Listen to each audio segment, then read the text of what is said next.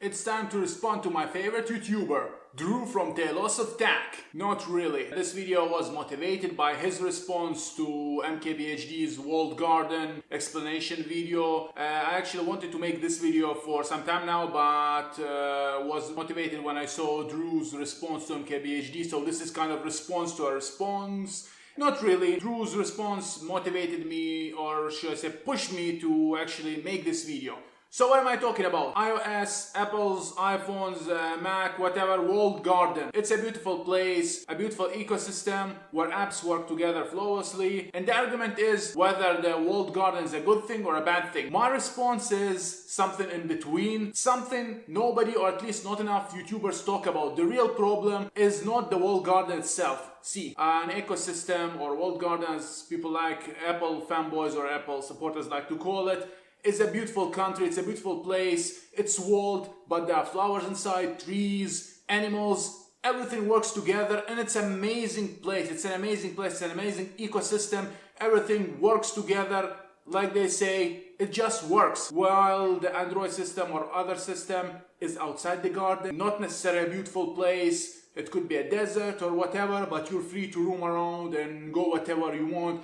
As opposite to the walled garden where you cannot go outside the walls, not at least with some strings attached. So what is the problem with walled garden or the ecosystem, for example? Well, for starters, the obvious thing, if you try to climb out, you cannot take your possessions with you, at least not with strings attached or workarounds. It's not easy. Some apps do have the exporting option, you can take some stuff with you, it's getting easier, you can argue, but it's a nightmare for most of the things. The real problem is, what will you do when your visa expires? You're no longer permitted to live in this beautiful walled garden and you have to leave. For example, your iPhone could get broken, your Mac could get broken, you're forced to leave outside the garden. If I'm using 2008 MacBook and if that breaks, it's really hard to export a lot of stuff like motion photos from the iPhone, whatnot. So I don't have any choice but to get another MacBook, be it the top of the line or the old one. And even the old one is not enough in some cases to get your stuff off. So I'm taking a gamble living in this beautiful environment. Should something go wrong, I lose everything. And this is something I'm not willing to accept. That's why I don't fully use the walled garden or the ecosystem.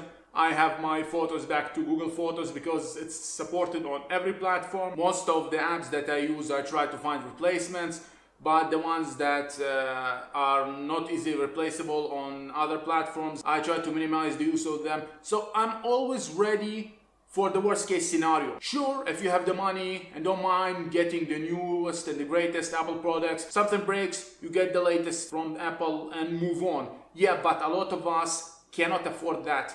Apple products are not cheap. If that's not a problem to you, Drew, or any Apple fan, for example, you have the money, then Godspeed, all the power to you. But for the normal folks, if something breaks, it's not always easy to replace, especially when it comes to Apple. I know that the other devices, Android devices and Windows devices are not cheap anymore like they used to be, but Apple takes it to the next level.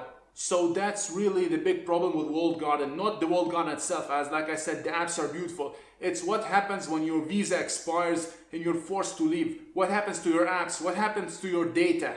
That's the thing. A good practice, of course, is to always keep a backup and be ready for the worst case scenario, but not everybody keeps backups and not everybody is ready for the worst case scenario because they're so comfortable in the garden they think it will last forever. And it will if you have the money, like I said, but for the normal folks, that's not the case. And I recommend everyone not to get too attached to the ecosystem. Even when I was using an iPhone, I wasn't fully integrated into the system. I always kept my stuff outside the garden, if it makes sense, just so if worse comes to worse, I have stuff outside.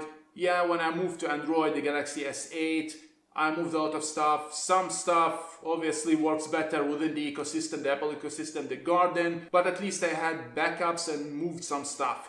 So that's really the problem with the walled garden itself, like I said, not with the garden or the apps, but with you being attached to an ecosystem and put all your eggs in one basket, like they say. Yes, app developers are to blame, as a lot of app developers prefer Apple devices, iOS or Mac OS, and that's not really Android's fault, but it is what it is. So that was my take on what is really wrong with the Apple's walled garden. Feel free to let me know what you think in the comment section. Like the video if you like it, and subscribe for more upcoming content. I'm Adam3K3, and I'll talk to you in my next video.